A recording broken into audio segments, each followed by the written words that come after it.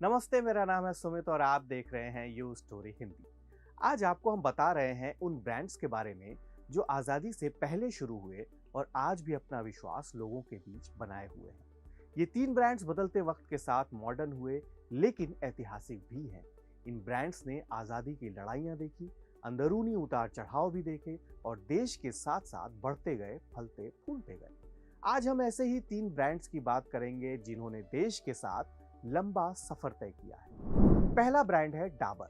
डाबर की शुरुआत साल 1884 में कलकत्ता, जो अब कोलकाता कहा जाता है, के एक आयुर्वेद के डॉक्टर एस के बर्मन ने की थी। नाम को एक बार फिर से सुनिए, डॉक्टर एस के बर्मन। इसका डा और बर्मन का बर जोड़ दीजिए और आपको मिल जाएगा भारत के एक अति प्रिय घरेलू ब्रांड का नाम डाबर। वो ब्रांड जिसने भारत में हेल्थ केयर बिजनेस की नींव रखी। ये वो दौर था जब कलकत्ता देश की राजधानी हुआ करती थी और आजादी की जमीन धीरे धीरे तैयार हो रही थी। नरेंद्रनाथ दत्त अपने गुरु रामकृष्ण परमहंस से दीक्षा लेकर स्वामी विवेकानंद बन चुके थे। ठीक एक साल बाद 1885 में इंडियन नेशनल कांग्रेस पार्टी गठित होनी थी। डॉक्टर साहब आयुर्वेद की मदद से हैजा और मलेरिया में कारगर साबित होने वाली दवाइयां भी बनाते थे। धीरे धीरे कई और जड़ी बूटियों को प्रयोग में लाकर अन्य प्रकार की दवाइयां बनाने लगे, जो इतनी लोकप्रिय हो गईं कि 1896 में उन्हें एक फैक्ट्री तैयार करनी पड़ी। इस वक्त तक स्वामी विवेकानंद कलकत्ता से सफर तय कर अमेरिका पहुंच चुके थे और 1893 में अमेरिका के शिकागो में अपना भाषण भी दे चुके थे।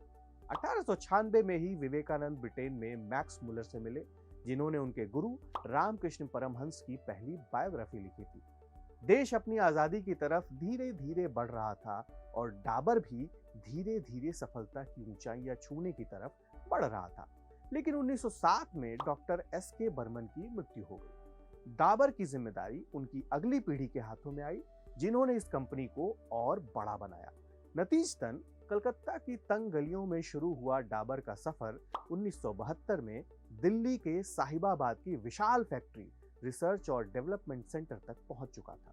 आज के समय में बर्मन परिवार की टोटल नेटवर्थ 11.8 बिलियन डॉलर हो गई। दूसरा ब्रांड है मैसूर सैंडल सोप। मैसूर शाही परिवारों का शहर रहा है और शीतल चंदन का भी, क्योंकि उस समय मैसूर में पूरी दुनिया में सर्वाधिक चंदन का उत्पादन होता था।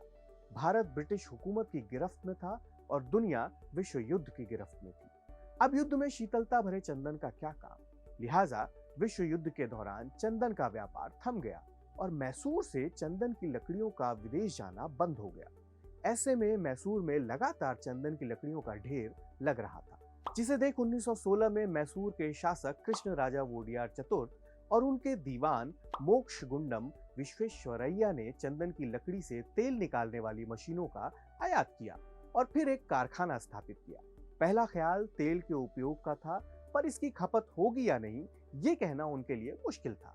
इसी बीच उनके ही महल के कर्मचारियों ने अपने महाराज के नहाने की दिनचर्या में चंदन के तेल का उपयोग करना शुरू कर दिया। धीरे धीरे तेल साबुन में बदला गया। इसी दौरान उन्हें ख्याल आया कि जो साबुन वो खुद अपने लिए इस्तेमाल कर रहे हैं वो जनता भी तो कर सकती है। ख्याल अच्छा था, सो इस पर काम करना शुरू किया गया। महाराज के दीवान मोक्षगुंडम विश्वेश्वरैया ने बॉम्बे, जो आज मुंबई कहा जाता है, के तकनीकी विशेषज्ञों को आमंत्रित किया और भारतीय विज्ञान संस्थान यानी IISc के परिसर में साबुन बनाने के प्रयोग की व्यवस्था की गई। साबुन बाजार में आया, लोगों ने हाथों हाथ इसे खरीद लिया। लोग आज भी यही मानते हैं कि मैसूर सैंडल सोप शाही लोगों की शाही पसंद है। देखते ही देखते इस साबुन का व्यापार कर्नाटक से निकलकर पूरे देश में फैल गया। साल 1944 में शिवमोगा में एक और इकाई की स्थापना की गई। चंदन की लोकप्रियता ने एक और मार्केट खड़ा किया, चंदन के तेल से बने हुए इत्र का, जिसे लोगों ने खूब पसंद किया। तीसरा शानदार ब्रांड है हमदर्द। हमदर्द, जिसका मतलब होता है आपके दर्द में बराबर का हिस्सेदार। नफ्सियाती मरज का इलाज तो मुश्किल है, लेकिन पुरानी दिल्ली की गलियों में हकीम हाफिज अब्दुल मजीद छोटी मोटी बीमारियों का इलाज कर रहे थे। हमदर्द दवाखाना उन्हीं का था, जिसकी शुरुआत 1906 में हुई थी। अंग्रेजों के डिवाइड एंड रूल पॉलिसी ने एक साल पहले हिंदू बहुल और मुस्लिम बहुल राज्यों का विभाजन कर दिया था, लेकिन हकीम साहब के तरीके हिंदू आयुर्वेदिक पद्धति और यूनान की यूनानी पद्धति का मिश्रण थी। यहाँ कोई विभाजन नहीं था, वो हर समुदाय के लोगों के हमदर्द थे।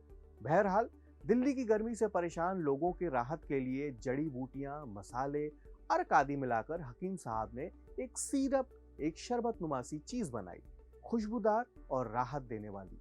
वो सिरप रूह अफ़ज़ा था। न दिल्ली की गर्मी कम हुई, न रूह अफ़ज़ा की बिक्री रुकी। पुरानी दिल्ली की तंग गलियों से निकलकर ये शरबत पूरी दिल्ली और आसपास के इलाकों में पसंद किया जाने लगा। फिर आज़ादी मिली और आज़ादी के साथ विभाजन भी मिला। भारत पाकिस्तान के विभाजन पर भीष्म साहनी ने लिखा था, एक उसूल ज़मीर का होता है और दूसरा फाइल का। फाइल का दस्तूर और 1947 में देश का बंटवारा होना दोनों तय थे। देश के साथ साथ हमदर्द कंपनी का भी बंटवारा हो गया। हकीम मजीद के बड़े बेटे हकीम अब्दुल हमीद भारत में रहे और उनके छोटे बेटे हकीम मोहम्मद सईद पाकिस्तान चले गए। छोटे बेटे ने पाकिस्तान में 2 कमरे का किराए का घर लिया और रूह अफ़ज़ा बनाना शुरू किया। थोड़ी राहत कराची भी पहुंची। 1953 में हकीम मोहम्मद सईद ने अपनी दूसरी ब्रांच ढाका में खोली, जो उस वक्त पूर्वी पाकिस्तान का हिस्सा था और अब बांग्लादेश में है। कई सालों बाद 80 के दशक में डॉक्टर हाकिम मोहम्मद यूसुफ हारून भुइयां ने बांग्लादेश के हमदर्द की कमान संभाली। 2 विभाजनों का दर्द देखने वाला हमदर्द और हमदर्द के रूह अफ़ज़ा ने कई दशकों का सफर तय किया है और इस सफर में कई मील के पत्थर भी खड़े किए हैं। हमदर्द नेशनल फाउंडेशन एक यूनिवर्सिटी, जामिया हमदर्द यूनिवर्सिटी चला रही है, जहां फार्मेसी और यूनानी मेडिसिन की पढ़ाई होती है। Hamdard education society business employment bureau के तहत समाज के गरीब तबकों से आए बच्चों को पढ़ाने से लेकर नौकरी देने की एक जिम्मेदाराना कोशिश करती है।